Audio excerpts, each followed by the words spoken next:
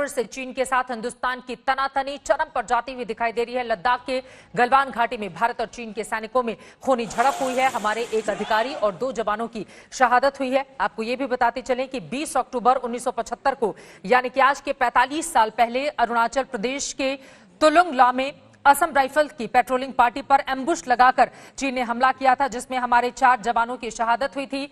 लेकिन अब इतने सालों के बाद एक बार फिर से तनातनी इतनी ज्यादा बढ़ गई कि वहां पर दोनों सैनिकों की इस झड़प के बाद हमारे एक ऑफिसर और 2 जवानों की शहादत हुई है। भारत चीन के बीच लद्दाख बॉर्डर पर हिंसक झड़प, भारतीय सेना का एक अफसर और 2 जवान शहीद। पिछले करीब महीने भर से चल रहा तनाव इस कदर ज्वालामुखी की तरफ फूट जाएगा, इसका अनुमान शायद ही भारतीय फौज ने किया होगा।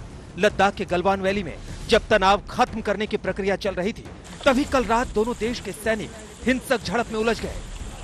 इस झड़प में भारतीय सेना के एक कमांडिंग अफसर और 2 सैनिक शहीद हो गए। खास बात यह है कि इस झड़प पर एक भी गोली नहीं चली।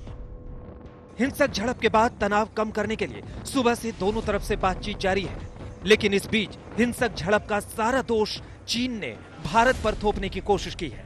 चीनी विदेश मंत्री का आरोप है कि भारतीय सैनिकों ने 2 बार बॉर्डर पार कर चीनी सैनिकों पर उकसाने वाला हमला किया, जिसके बाद हिंसक झड़प हो गई। लद्दाख की गलवान घाटी में चीनी सैनिकों के साथ हिंसक झड़प को लेकर रक्षा मंत्री राजनाथ सिंह ने एक हाई लेवल मीटिंग की है। बैठक में सीडीएस बिपिन रावत के साथ तीनों सेना के प्रमुख और विदेश मंत्री एस जयशंकर भी मौजूद थे। पिछले 5 हफ्ते से गलवान वैली में भारत और चीन के सैनिक आमने सामने हैं। पूर्वी लद्दाख के पेंगोंग त्सो, डेमचौक और दौलत बेग ओल्डी में भी दोनों देश के बीच तनाव है। पिछले दिनों पेंगोंग त्सो समेत एलएसी के कई इलाकों में चीनी सैनिक ने अतिक्रमण की कोशिश की थी, जिसका भारतीय जवानों ने मुंहतोड़ जवाब दिया था। 1962 की जंग के बाद से ही एलएसी पर भारत और चीन में समय समय पर टकराव होता रहा है, लेकिन 1975 के बाद ये पहला मौका है जब दोनों देश की सीमा पर सैनिकों की जानें गई हैं। 1975 में अरुणाचल प्रदेश के तुलुंगला में चीनी सैनिकों ने छुपकर भारतीय जवानों पर हमला किया था, जिसमें 4 जवान शहीद हो गए थे। आज तक ब्यूरो। उधर जम्मू कश्मीर के ताजा हालात की और ज्यादा जानकारी दे रहे हैं हमारे संवाददाता अशरफ वानी। भारत और चीन की सेनाओं के बीच में लाइन ऑफ एक्चुअल कंट्रोल पर तनाव बढ़ रहा है। दरअसल इसकी शुरुआत सोमवार रात को तब हुई जब गलवान घाटी में चीनी और भारतीय सेना आपस में भिड़ गए और इसमें भारतीय सेना के एक कमांडिंग अफसर और 2 जवानों सहित चीन के भी कई सैनिक मारे गए हैं।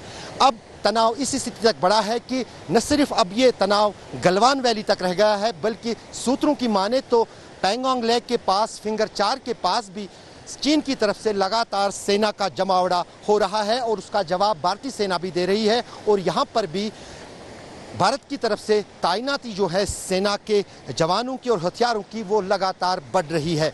इस बीच जो सूत्रों की माने तो जो 6 जून को भारत और चीन के बीच में बैठक हुई थी कोर कमांडर स्तर की चुशूल में, उस मीटिंग से पहले तय हुआ था कि दोनों देशों की सेनाएं अपनी अपनी जगहों से पीछे हटेंगे। यहाँ तक कि उस पर दोनों सेनाएं रजामंद भी हुई थी, लेकिन यहाँ पर एक बार फिर चीनी सेना ने जो है कहीं न कहीं दोनों देशों के बीच बनी सहमति को तोड़ा और वो अपनी जगह से हटने को राजी नहीं हुए और वहीं पर डटे रहे। बीती रात जब वहाँ पर तैनात जो सेना के कमांडर है कमांडिंग अफसर इंडियन आर्मी के, वो जब अपने जवानों के साथ चीनी सेना को समझाने गए कि उन्हें ये जगह अब छोड़नी चाहिए क्योंकि दोनों देशों के बीच में कोर कमांडर स्तर पर यह तय हुआ है कि गलवान घाटी से चीनी सेना वापस जाएगी, लेकिन चीनी सेना वहाँ से हट नहीं रही है। तो वहीं पर जो है दोनों सेनाओं के बीच में झगड़ा हुआ, जिसमें ये जवान भी मारे गए और साथ ही साथ कई सारे जवान जो हैं वो घायल हैं। फिलहाल तनाव को रोकने के लिए मेजर जनरल लेवल की बैठक आज हो रही है और साथ ही साथ डिप्लोमेटिक लेवल पर भी बातचीत की प्रक्रिया जो है वो शुरू हुई है, ताकि किसी तरह के और भी जो है गंभीर हालात को सीमा पर रोका जा सके। रूफ अहमद और तारिक लोन के साथ अशरफ वानी, सोनमर्ग, आज तक। सोनमर्ग से हमारे संवाददाता आपको ताजा जानकारी देते हुए तमाम खास मेहमान आज तक के साथ लगातार जुड़े हुए हैं, जिनके साथ हम चर्चा कर रहे हैं। एक बार फिर से उनका तारुफ आपसे करवा देते हैं। फॉर्मर इंडियन डिप्लोमेट विवेक काटजू जी हमारे साथ मौजूद हैं। ब्रिगेडियर एसके चैटर्जी हमारे साथ जुड़े हुए हैं, retired. Lieutenant general retired Rakesh Sharma ji भी हमारे साथ मौजूद हैं और कर्नल आशीष खन्ना रिटायर्ड, वो भी हमारे साथ जुड़े हुए हैं, जिनके साथ हम चर्चा कर रहे हैं कि मौजूदा तनाव के हालात में हिंदुस्तान को किस तरह से अपने कदम आगे बढ़ाना चाहिए। अब मैं जनरल राकेश शर्मा सीधे आपके पास आ जाती हूं। दशकों का ये सीमा विवाद है, रह रहकर चीन के सैनिकों की ओर से बार बार इसका उल्लंघन किया जाता है और फिर अपने कदम पीछे खींचते जाते हैं। एक ठोस दिशा में चीन और हिंदुस्तान आगे क्यों नहीं बढ़ते, यह भी सबके जहन में सवाल है कि इस विवाद को खत्म क्यों नहीं कर लिया जाता। आज से 30 साल हो गए हैं हमको आपस में बातचीत करते हुए। 1981 में सबसे पहले बातचीत शुरू हुई थी। 1988 में, जैसे एम्बेसडर साहब ने बोला है, जॉइंट वर्किंग ग्रुप बने थे जो 15 बार मिले 2003 तक। 2003 से स्पेशल रिप्रेजेंटेटिव 22 बार मिल चुके हैं। इस लास्ट 2 महीने से हमारे फौजी उनसे लगातार बातें कर रहे हैं। इस बातों से कुछ नहीं हुआ, कतई भी चाइना ने एक कदम भी आगे नहीं बढ़ाया है 30 साल में ये बात करने के लिए कि आप बताइए बॉर्डर कहां पर है, मैप दिखाइए, मार्किंग दिखाइए। बिल्कुल 2002 में थोड़ी सी बातचीत हुई थी, वो भी वहीं खत्म हो गई। तो 30 साल से जो हुआ है वो आज की बातचीत में कैसे फैसला हो सकता है? इसका ये इम्पॉसिबल है कि हम बोले कि आज शाम को 2 मेजर बैठ के आपस में बॉर्डर का फैसला कर सकें, जो 30 साल में 15 ज्वाइंट वर्किंग ग्रुप और 22 बार स्पेशल रिप्रेजेंटेटिव नहीं कर पाए हैं। और आज हमको इतना दुख है कि हमारे एक कमांडिंग ऑफिसर और 2 जवानों की डेथ हुई है। कमांडिंग ऑफिसर सबसे बड़ा हिंदुस्तान की फौज में सबसे बड़ी स्ट्रेंथ होती है जी। इसका जवाब जो है हमको सिर्फ बातचीत से नहीं चलेगा। चाइना को थोड़ी स्ट्रेंथ दिखानी पड़ेगी, आंखें दिखानी पड़ेगी। अगर हम बातचीत करते रहे तो वो तो एक्सेप्ट कर रहे हैं। और ये जो आज हुआ है ये आज नहीं हुआ है, ये 2012 से शुरू हुआ है। 2012 से लेके आज तक कितनी बार हम लोगों ने आपस में फौजों ने झगड़ा किया है, उसमें किसी के डेथ नहीं हुई। तो ये वक्त आ रहा था, ये आज आया है। ये वक्त जो 8 साल से आ रहा था, जिसको हमको दिख रहा था ये होगा, एक दिन जरूर होगा कि ये आपस में भिड़ंत होगी और भिड़ंत में किसी ना किसी की डेथ होगी। और ये हमको बहुत दुख है, क्योंकि वो प्रोटोकॉल बनाए गए थे, जो CBM बनाए गए थे, वो फेल हो चुके हैं। जो 1993 में प्राइम मिनिस्टर नरसिम्हा राव के टाइम पे बने थे, या 2005 में prime minister Manmohan Singh time पे बने थे, या 2013 में BDCA साइन हुआ था, वो प्रोटोकॉल फेल हो चुके हैं। उसका कोई मतलब ही नहीं रहा है। इसका मतलब है कि इस वक्त अगर चाइना वो प्रोटोकॉल नहीं मानता है तो हमको कुछ एक्शन ऐसा लेना पड़ेगा जिसको हम अपनी स्ट्रेंथ दिखा सके। और हम लड़ाई नहीं चाहते हैं, हम डिसएंगेजमेंट चाहते हैं। तो इसका मतलब नहीं है कि हमको डिसएंगेजमेंट एक वीकनेस की तरफ से दिखानी पड़े, हमको स्ट्रेंथ की तरफ से दिखानी पड़ेगी।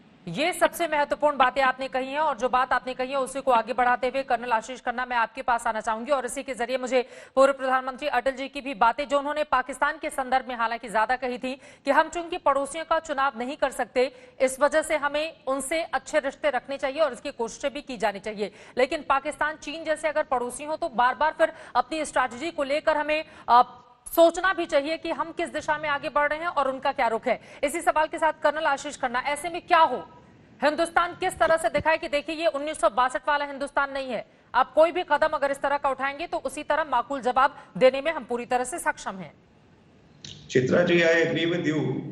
और जो आपने बोला था कि 1975 में एक झड़प हुई थी जिसमें अरुणाचल में हमारे 4 जवानों को एम्बुश किया था जी। बट चाइना को यह भी याद रखना चाहिए कि 1967 में सुमद्रोंगचू में उनके बहुत हैवी कैजुअलिटीज हुए थे हमारे हमले के ऊपर, बिल्कुल हमारे हमले करने के बाद। तो आज की डेट में जो ये इंसिडेंट हुआ है वो सुमद्रोंगचू से भी ज्यादा टेंशन वाला इंसिडेंट है और इसमें शायद हमारी 3 जवान सोल्जर से ज्यादा शायद हमारी कैजुअलिटीज हैं। इस टाइम पर हमारे को इमीडिएटली एक्शंस लेने पड़ेंगे, कॉन्क्रीट एक्शंस जो दिखाए दुनिया को और चीन को कि हम पीस चाहते हैं, हम लड़ाई नहीं चाहते। बट अगर हमारे ऊपर प्रेशर होगा तो हम लड़ाई के लिए भी तैयार हैं। बिल्कुल। हम लड़ाई के लिए भी पूरी तरह से तैयार हैं। हिंदुस्तान बार बार ये रख भी रहा है अपना पक्ष सामने कि देखिए 1962 से अब बहुत पानी बह चुका है और हम इस वक्त मजबूत स्थिति में खड़े हुए हैं। भले ही हमारा ट्रेड चीन के साथ जितना भी हो और हम बार बार अच्छे रिश्तों की वकालत भी करते हो, लेकिन अगर आप हमें आंखें दिखाएंगे तो ऐसा नहीं है कि हिंदुस्तान भी चुप बैठेगा। लेकिन विवेक काटजू जी, एक और बात, चीन बार बार अपनी ताकत दिखा रहा है, वो भी जब कोविड परिदृश्य के बाद चारों तरफ से वो घिरा हुआ है। चाहे मैं दक्षिणी चीन सागर में जब उसने वियतनामी जहाज को डुबो दिया हो, या फिर हांगकांग में असहमति के जो स्वर उसके खिलाफ उठ रहे हैं, बार बार उनको दबाने की कोशिश कर रहा है। इसके जरिए चीन आखिर वो कौन सी मंशा पाले हुए है जिससे दुनिया का ध्यान वो भटकाना चाहता है? देखिए, इसके दो कारण हैं। एक तो चीन का जो नेतृत्व है, राष्ट्रपति जो हैं, वो अपनी जनता को दिखाना चाहते हैं कि शासन मजबूत है और कि शासन ने ठीक से कोविड-19 का मुकाबला किया, जबकि दुनिया में ये बहुत फैला।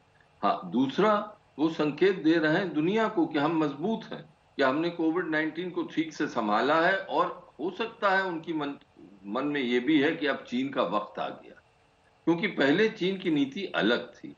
चीन जो था अपनी शक्ति का प्रदर्शन करने में हिचकिचाता था, लेकिन अब ये लगता है कि चीन अब दिखाना चाहता है कि उसका दबदबा है, उसका रुतबा है।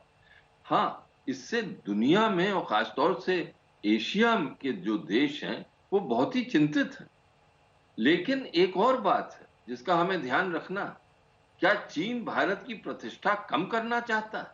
क्या चीन ये दिखाना चाहता है हमारे क्षेत्र को और दुनिया को कि चीन भारत से ज्यादा भारी पड़ रहा है और चीन भारत की जो एक उभरता भारत है उस पर रोक लगाने पे काबू होगा? इसीलिए मेरा मानना है कि अब वक्त आ गया है कि हमें हमारी जो भारत की चीन की नीति है उस पर पुनर्विचार करना ही होगा, क्योंकि ऐसे तनावपूर्ण और ऐसे चीन का आक्रामक रूप कभी नहीं दिखा। मैं ये नहीं कह रहा हूं कि हमें लड़ाई करनी चाहिए। इस दुनिया में आज के दिन दोनों देशों के पास परमाणु हथियार हैं, दोनों देश बहुत महान देश हैं और लड़ाई कोई आसान चीज नहीं है। जो संजीदगी से मामला संभालना है, लेकिन चीन के प्रेशर को बिल्कुल कबूल नहीं करना है, दृढ़ता रखनी है। और हमारे पास भी, जैसे अंग्रेजी में कहते हैं, बहुत कार्ड्स हैं, कई पत्ते हैं हमारे पास, और उनका मूल्यांकन करके उनको भी लागू करना है। बिल्कुल सही कहा आपने, और उसी दिशा में हिंदुस्तान के बढ़ते हुए कदम, शायद यही वजह है कि चीन के लिए परेशानी का सबब और वहां के विदेश मंत्री की ओर से कहा जा रहा है कि बातचीत के जरिए हम इस समस्या का समाधान कर लेंगे, लेकिन वो कहता कुछ और है, करता कुछ और है।